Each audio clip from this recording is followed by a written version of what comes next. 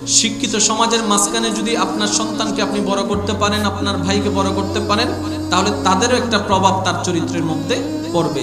নামাজের সাথে যদি বড় হয়, বেনামাজিও একদিন নামাজি হয়ে যাবে। আর যদি একজন মদদের সাথে বড় হয়, একদিন না একদিন সে কিন্তু মদ ধরে ফেলবে। যারা সিগারেট খায়, খবর নিয়ে দেখবেন তাদের জীবনের সর্বপ্রথম সিগারেট খাওয়াটা হয়তো কোনো না কোনো বন্ধুর মাধ্যমে শুরু হয়েছিল। আজকে হয়তো সে ৫-১০ প্যাকেট খাচ্ছে, কিন্তু শুরু যেদিন হয়েছিল কোনো না কোনো বন্ধুর মাধ্যমে। হয়তো পাশে বসেছিল, বন্ধু খাচ্ছে, সে দুর্গন্ধ সহ্য করতে পারে না, এরকম অনেকে আছে ঘ্রাণ সহ্য করতে পারে না। তখন সে বলে যে খাস না, বেড়া মানুষ যদি সিগারেট না খায় তাহলে বেড়া কয়নি, মাথায় ঢুকাই দিছে। বেড়া মানুষ যদি সিগারেট না খায়, পুরুষ মানুষ যদি সিগারেট না খায়, তাকে কি পুরুষ বলা যায়? ঢুকাই দিছে।